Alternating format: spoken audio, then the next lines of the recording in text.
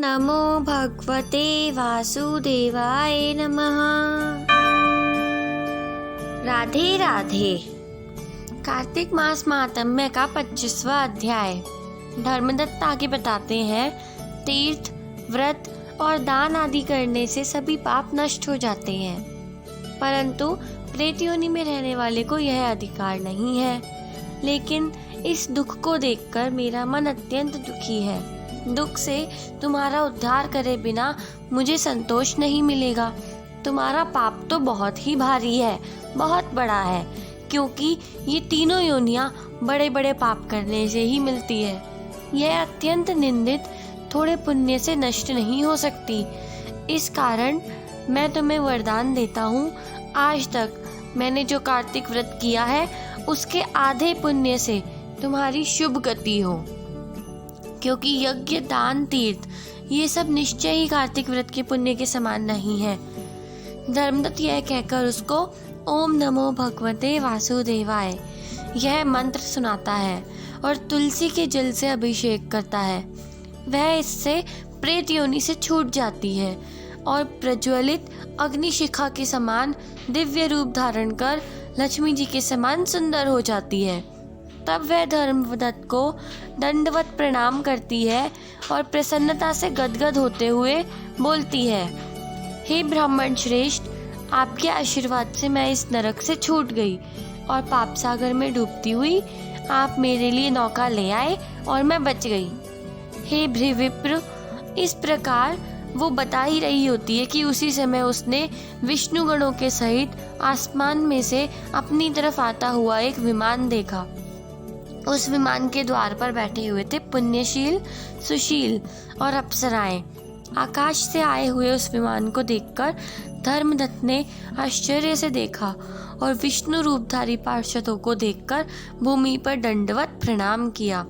पुण्यशील, सुशील और सभी अप्सराएं, इन गणों ने उस भक्त ब्राह्मण को अपने हाथों से उठाया और उसका अभिनंदन करते हुए कहा, हे ब्राह्मण श्रेष्ठ, आप धन्य हैं, क्योंकि आप सर्वदा भगवान विष्णु के व्रत, कथा, सेवा में तत्पर रहते हैं और दीन दुखियों पर दया करते हैं। आपने जो अपने बचपन से पवित्र और शुभ कार्तिक व्रत किया था, उसके आधे फल को आपने ऐसे ही कलह को दे दिया और उसके सभी पाप नष्ट हो गए और उसके सैकड़ों जन्मों के सारे पाप नष्ट कर दिए। केवल स्नान मात्र से ही इसके पूर्व जन्म के पाप नष्ट हो गए। हरि का जागरण करने से, पुण्य प्रभाव से ये विमान आया है और हम इसे अपने साथ स्वर्ग में लेकर जाएंगे। हे ब्राह्मण, हम लोग इसे अनेक भांति के भोगों से युक्त बैकुंठ में ले जाएंगे। आपके दिए हुए दीपदान के पुण्य से यह बहुत ही तेजस्विनी हुई और तुलसी पूजन आदि तथा कार्तिक व्रत के प्रभाव से हे दया सागर, यह विष्णु भगवान के निकट ही रहेगी। तुम भी इस जन्म के बाद दोनों स्त्रियों के साथ बैकुंठ में आओगे और विष्णु भगवान की सेवा करोगे, उनके समीप आराम से रहोगे।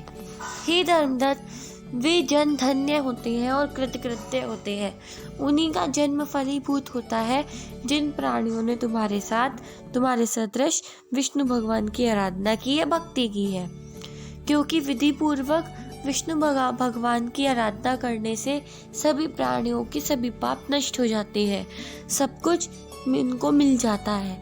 क्योंकि प्राचीन काल से उतानपाद के बेटे को ध्रुव स्थान में पहुंचाया गया, जिसके स्मरण से प्राणियों को सद्गति होती है। प्राचीन काल में जिस विष्णु भगवान का नाम स्मरण करने से ही ग्रह से पकड़ा हुआ हाथी मुक्त हो गया था, उनका जय नाम से उनका पार्षद बना। तुमने उन्हीं विष्णु भगवान की सेवा की है। इससे तुम अपनी दोनों पत्नियों के साथ 1 वर्ष के बाद विष्णु भगवान के पास निवास करोगे, जब तुम्हारे सारे पुण्य क्षीण होंगे, जब तुम पृथ्वी में सूर्यवंश में एक प्रसिद्ध राजा होगे। दोनों पत्नियां तुम्हारे साथ रहेंगी और तुम दशरथ के नाम से प्रसिद्ध होगे, तथा यह पत्नी तुम्हारे आधे पुण्य की भागीदार होने के कारण तुम्हारी तीसरी भार्या होगी। भूमंडल में भी विष्णु भगवान अपने को तुम्हारे पुत्र के रूप में बनकर तुम्हें पुण्य का भागीदार बनाएंगे और तुम्हारे साथ रहेंगे। विष्णु भगवान को प्रसन्न करने वाले तुम्हारे कार्तिक व्रत से अधिक महत्वपूर्ण यज्ञ दान तीर्थ कोई भी नहीं है। तो हे ब्राह्मण, तुम धन्य हो, क्योंकि तुमने जगत गुरु विष्णु भगवान को प्रसन्न किया है, कार्तिक का व्रत किया है, जिसके आधे पुण्य की फल भागिनी इस कलहा राक्षसनी को हम हमारे साथ विष्णु लोक में ले जा रहे हैं। राधे राधे। अगर आपको यह अध्याय पसंद आया तो वीडियो को लाइक कीजिए, शेयर कीजिए और कमेंट्स में राधे राधे लिखना बिल्कुल मत भूलिएगा। तो मिलते हैं अगले अध्याय में, तब तक राधे राधे।